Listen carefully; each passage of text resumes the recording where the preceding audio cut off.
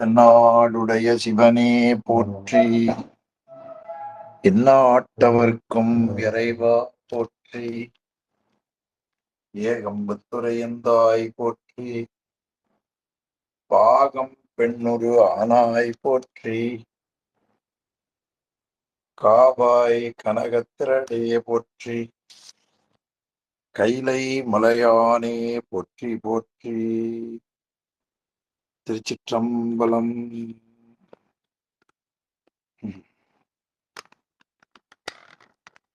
அடியார் பெருமக்களுக்கு வணக்கம். எல்லாம் வல்ல சிவகாமி அம்மை உடனாகிய அம்பலமான பெருமானையை திருவருட் பெருந்தருணையினாலும் அருவான்மை நாயன்மார்களது குருவருளினாலும் செம்பொற்சோதிநாதர் என்கிற இணைப்பிலே இணைந்து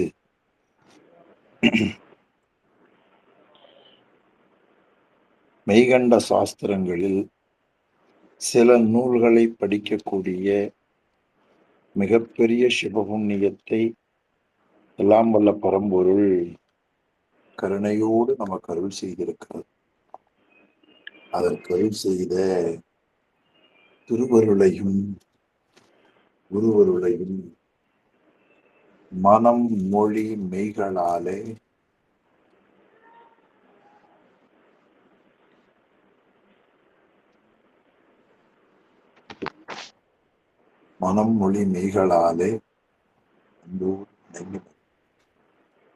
நண்பர்களே, உமாபதி சிவம் அருளி செய்த நூல்கள் மெய்கண்ட சாஸ்திரங்கள்ல 9 நூல். 9 நூல்ல ஒன்று போற்றி பகருடை என்கிற நூல்.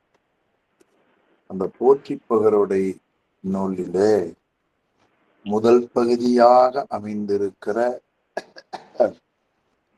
போற்றி கடவுள் வாழ்த்தாக நாம் எல்லாரும் பாடிவிடும். பூ மண்ணு நான் முகத்தோன் புத்தேளிர் ஆங்கவர்கோன் மாமன்னு சோதி மணி மார்பன் நாமன்னும் வேதம் வேதாந்தம் விளக்கம் செய்விந்து உடன் நாதம் நாதாந்தம் நடுவேத்தம் போதத்தால் ஆமளவும் தேட அளவிறந்த அப்பாலை சேம ஒளி எவரும் தேரும் வகை மாமணி சூழ் மன்றுள் நிறைந்து பிறவி வழக்கு அறுக்க நின்ற நிறுத்த நிலை போற்றி. திருச்சிற்றம்பலம். நண்பர்களே, முதல் போற்றியை கடவுள் வாழ்த்தாக நாம் பாடினோம். ஆக முதல் போற்றி தாமரை பூவிலே நிலையாக எழுந்தருளியிருக்கின்ற 4 முகத்தை உடைய பிரம்மாவும் தேவர்களும் அவர்களின் தலைவனுமாகிய தேவேந்திரனும் திருமகள் நிலையாக எழுந்தருளியிருக்கின்ற திருமார்பில் ஒளி பொருத்திய கௌத்துவ மணியை அணிந்திருக்கிற திருமாலும் நாவிலே இருந்து சொல்லப்பெறுகின்ற வேதங்களும் அவற்றின் முடிவான உபநிடதங்களும் எல்லாவித பொருள்களையும் விளக்கம் செய்கின்ற விந்துவும் விந்துவிற்கு காரணமான நாதமும் அதன் இறுதியாகிய முடிநிலையும் நடுவே தம்போதத்தால் ஆமளவும் தேட ஆகியவைகளெல்லாம் தத்தம் உள்ளத்தில் தோன்றிய அறிவுகளால் முடிந்த அளவு தேடி காண இயலாதவனாக இருப்பவன் அளவுபடாமல் எல்லா அளவுகளையும் கடந்து இருக்கின்ற பாதுகாவலை தருகின்ற ஒளிவடிவான கடவுள் எல்லா உயிரினங்களும் தன்னை வழிபட்டு மலமயக்கம் நீங்கி உண்மை தெளிவு பெறும் பொருட்டு உயர்ந்த மாணிக்கங்கள் சூழ்ந்து விளங்கக்கூடிய அழகிய சபையில் ஞான வடிவாக நிறைந்து தோன்றுகின்ற உயிர்களின் பிறவி துன்பத்தை அறுக்கச் செய்யும் நடராஜ பெருமான் கூத்தப் பெருமான் நடன நிலை எம்மை காப்பதாக. இதான் முதல் போற்றியினுடைய பொருள். இறைவன் அருவமாக அருவுருவமாக உருவமாக உயிர்களின் பொருட்டு எழுந்தருளுகிறார். மன்றுள் நிறைந்த நிலை அருவமாக இருப்பது, சேம ஒளி அருகுருவமாக இருப்பது, நின்ற நடனம் அம்பலத்து ஆடுதல் அவன் உருவத்திருமேனியாக இருப்பது என்று மூவகை வடிவங்களையும் இந்த திருப்பாடல்ல அழகுபட காட்டியிருப்பதை நாம் பார்க்கிறோம். இனி இரண்டாவது போற்றி. குன்றாத பல்லுயிர் வெவ்வேறு படைத்தும் அவை காத்தும் எல்லை இழைப்பொழிய விட்டு வைத்தும் தொல்லையுறும் அந்த அடி நடு என்று என்ன அளவிறந்து வந்த பெரிய வழி போற்றி. இது இரண்டாவது போற்றியாக அமைந்திருப்பது. குன்றாத பல்லுயிர் வெவ்வேறு படைத்தும், குன்றாத குறைவில்லாத எண்ணிறந்த பல உயிர்கள். உயிர்கள் பல என்பதை பல்லுயிர் என்ற சொல்லால காட்டுகிறார். இறைவன் ஒருவன். பக்கம் 16வது பக்கம் மேல இருக்க அத பாருங்க. குன்றாத 16வது பக்கத்துல மேல் பகுதியில இருக்கிறது பாருங்க. குன்றாத பல்லுயிர்க்கும். இப்ப உயிர்கள் எண்ணிறந்தன, கடவுள் ஒருவன்.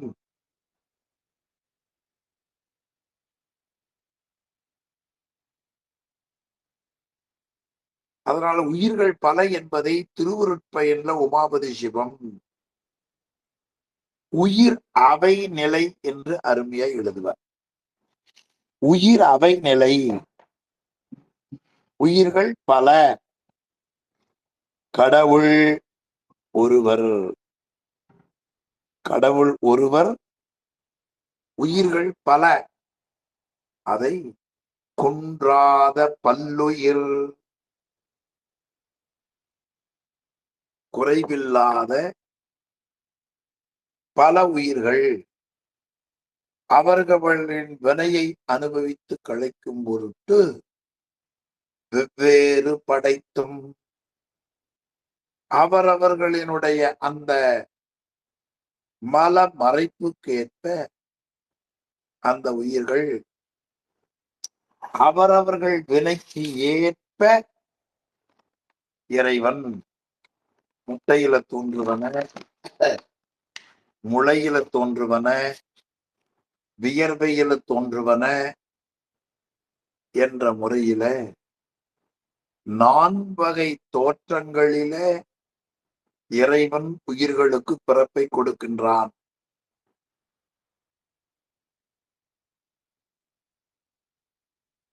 வெவ்வேறு படைத்தும், இப்ப படைப்புல 4 வகை தோற்றம். கருப்பையிலே தோன்றுவன, முட்டையில் தோன்றுவன, வியர்வையில் தோன்றுவன, வித்தில் தோன்றுவன. அந்த வெவ்வேறு என்ற சொல்லுக்கு அண்டசம், சுவேதசம், உட்பீசம், சராயுசம் என்று வடமொழியில சொல்லுவார்கள். அண்டம் கூட்டல் சம், சம்னா தோன்றுதல் அர்த்தம். அண்டசம் முட்டையில் தோன்றுவன. சுவேதசம், சுவேதசம், சுவேதம்னா வேர்வையில் தோன்றுவன. உட்பீசம், அது வித்திலே தோன்றுவன. சராயுசம், அது கருவிலே தோன்றுவன. இப்படி இறைவன் அந்த உயிர்கள் செய்த வினைக்கு ஏற்ப 4 வகை தோற்றம், 7 வகை பிறப்பு, 84 நூறாயிரம் யோனி வேதங்களிலே உயிர் இன்ப துன்பங்களை அனுபவித்து கிடைக்கும் பொருட்டு உடம்பை தோற்றுவிக்கின்றார். அதை வெவ்வேறு படைத்தும். அடுத்து ஆவை காத்தும், அந்த உயிர்கள் தாம் செய்த வினை, அந்த வினை நுகர்ச்சிகள் ஏறாமலும் குறையாமலும், கூடுதலாக இல்லாமலும் குறையாமல் இல்லாமலும் அந்த வினையோடு சேர்த்து அதை அனுபவிக்க செய்கிறார். அதனால வெவ்வேறு படைத்தும் அவை காத்தும், படைத்தலாச்சு காத்தலாச்சு. எல்லை இழை பொழிய விட்டு வைத்தும்,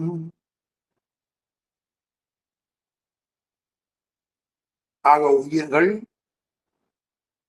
கேவல நிலையில இருந்து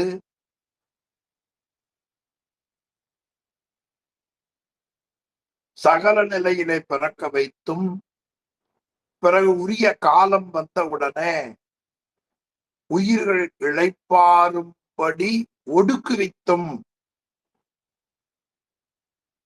உயிர்களுக்காக வினையை அனுபவித்து கழிக்கும் பொருட்டு உடம்பு முதலியவைகளை படைத்தும் காத்தும் இழை பொழிய விட்டு வைத்தும், இழைப்பு நீங்கும்படி உடம்பு முதலிய கருவிகரணங்களை ஒடுக்குவிக்கின்றான். அதனால் இழை பொழிய விட்டு வைத்தும் தொல்லையுறும் அந்தம் அடி நடு என்று எண்ண அளவிறந்து, தொல்லை என்பது பழைய காலம் என்று அர்த்தம், அனாதி காலம் என்று பொருள். இப்படி படைத்தல் காத்தல் ஒடுக்குதல் ஆகியவைகளை அனாதிகாலம் தொட்டு, அந்தம் முடிவு, அடி தொடக்கம், நடு காத்தல், படைத்து காத்து அழித்து என்று எண்ண அளவிறந்து, அளவு கூற முடியாத நிலையில் உயிர்களுக்கு முதல் நடு இறுதி ஆகியவற்றை கடந்து அளவிறந்து வந்த பெரிய வழி போற்றி ஆகியவர்களை கடந்த உயிர்கள் பிறத்தல் காத்தல் ஒடுக்குதல் ஆகிய நிலைகளில அளவிருந்த முறையில உயிர்களுக்கு பிறப்பை கொடுத்து கொண்டிருக்கிறார். அப்படி வந்த அந்த பிறப்பினுடைய வழிமுறைகள் இருக்கின்றனவே, அந்த வழி பெரிய வழி. எனக்கு ஒரு பிறப்பு இருந்தால் பரவாயில்லை, பல கோடி பிறப்பிலே உயிர்கள் பிறக்கின்றன. எனவே அந்த பிறப்புக்கு வரக்கூடிய வழியை பெரிய வழி என்று காட்டுகிறார். பெரிய வழி போற்றி, அந்த பெரிய செயல்திறனின் வழிமுறை எம்மை காப்பதாக என்று இறைவன் உயிர்களுக்கு பலவிதமான பிறப்பை கொடுத்து 4 வகை தோற்றம், 7 வகை பிறப்பு, 84 100,000 யோனி வேதங்களிலே பிறந்து உளருமாறு செய்கிறான். அப்படி ஒரு பிறப்பு 2 பிறப்பு என்பதில்லை, கோடான கோடி பிறப்பு. அதனால் அந்த பிறந்த வழியை பெரிய வழி என்று காட்டுகிறார். ஆக பெரிய வழியாவது உயிர்களுக்கு பிறப்பை கொடுத்தல் ஆகிய வழி.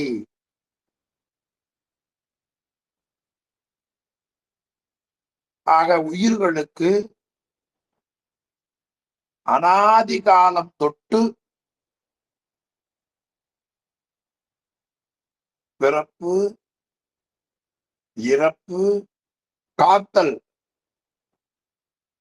முதல், நடு, அந்தம்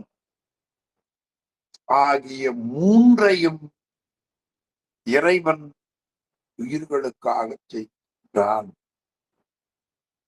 உயிர்களுக்காக உண்டாக்குகின்றான்.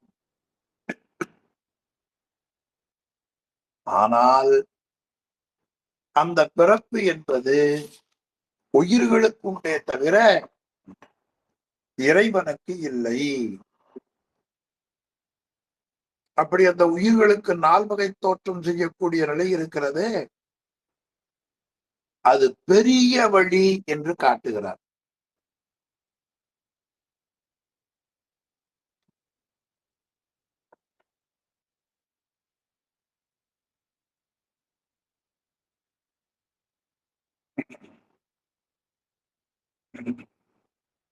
இந்த பகுதியில உமாபதி சிவம் நமக்கு காட்டுகின்ற நிலையாக பார்ப்பது, குறைவில்லாத உயிர்களுக்கு, எண்ணிறைந்த பல உயிர்களுக்கு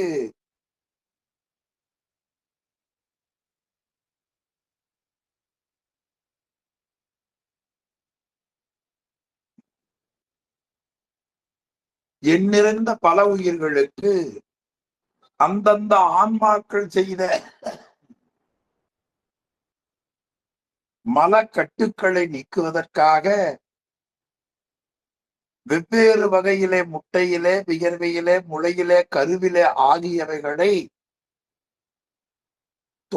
ஆகிய பிறப்புகள்ல பிறகு செய்து அந்தந்த வகையில உடம்ப காத்து பிறகு இளைப்பாறும் பொருட்டு ஒடுக்கல் செய்து இந்த செயலை அனாதி காலம் தொட்டு முதல், கடை, நடு என்ற வேறுபாடில்லாமல் அளவிறந்து உயிர்களுக்கு செய்து கொண்டிருக்கிற அந்த பெரிய வழி எம்மை காப்பதாக என்று 2வது போற்றியில அழகுபட காட்டுகிறார். மீண்டும் அதை படிப்போம். குன்றாத பல்லுயிர் வெவ்வேறு படைத்தும் அவை காத்தும் எல்லை இழைப்பொழிய விட்டு வைத்தும் தொல்லையுறும் அந்தம் அடி நடு என்று எண்ண அழவிறந்து வந்த பெரிய வழி போற்றி.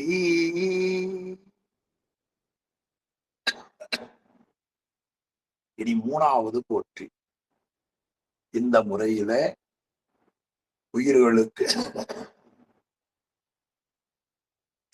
உடம்பு முதலிய கருவிகரணங்களை தோற்றுவிக்கின்றார்.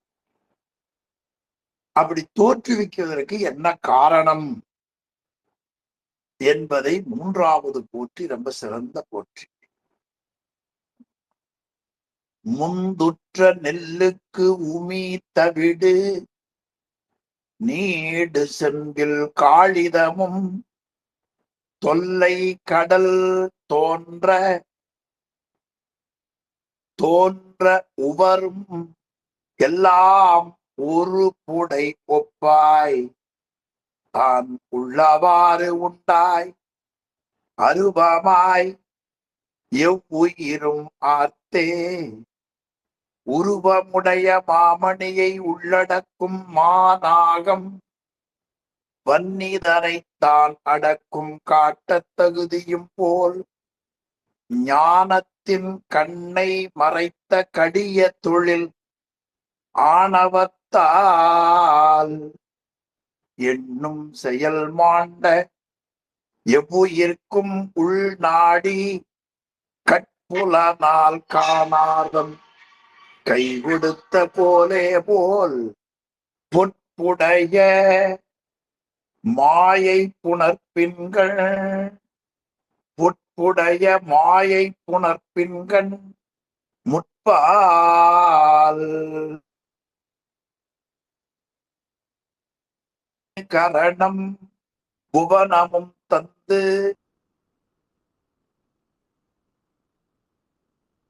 பொற்புடைய மாயை புணர்ப்பின்கள் முற்பால் தனு கரணமும் புவனமும் தந்து அவற்றால் மனம் முதலா வந்த விகாரத்தால் வினை இரண்டும் காட்டி அதனால் பிறப்பாக்கி கை கொண்டு மீட்டறிவு காட்டும் வினை போற்றி. இந்த பாடல்ல ஒரு பிறப்பை கொடுத்த பிறகு மீண்டும் அந்த உயிர்களுக்கு பிறப்பு கொடுக்க வேண்டியதனுடைய காரணத்தை காட்டுகிறார். ரொம்ப நல்ல பகுதியா காட்டுகிறார். உயிர்கள் என்றும் நிலையானவை, அதனால் மண்ணுயிர்கள் என்று போற்றப்படும். அப்படி அந்த உயிர்கள் நிலையானவையாக இருக்க பெறுவதால் அந்த உயிர்களுக்கு உடம்பு முதலியவைகளை படைத்து காத்து அழித்தல் ஆகியவைகளை செய்கின்றன. உயிர் என்றும் அழியாதது, நிலையானதாக இருப்பது. உயிரை அவன் படைக்கவில்லை. உயிருக்கு வினையை அனுபவித்து கழிக்கும் பொருட்டு உடம்பு முதலிய கருவிகரணங்களை படைத்துக் கொடுக்கின்றான். அப்ப முந்தைய போற்றியில பல்லுயிர் வெவ்வேறு படைத்தும் அவை காத்தும் எல்லை ஒளை பொழிய விட்டு வைத்தும் என்றே அந்த தொடர் எதை காட்டுகிறது? உயிர்களின் வினையை அனுபவித்து கழிப்பதற்கு ஏற்ப உடம்பு முதலிய கருவிகரணங்களை அவன் படைத்து அந்த கருவிகரணங்கள் உரிய காலம் வரை காத்து உரிய காலத்திலே ஒடுக்குதலை செய்கின்றான். அதுதான் படைத்து அதன் பிறகு அவை காத்து அதன் பிறகு இழை பொழிய விட்டு வைத்து உயிர்கள் இளைப்பாற வேண்டும் என்பதற்காக உடம்பிலே இருந்து உயிரை பிரித்து நன்மை செய்கிறான். அப்போ ஒரு உயிர் உடம்போடு கூடி பிறப்பது படைத்தல், அந்த உடம்புல சில காலம் இருத்தல் காத்தல், அதன் பிறகு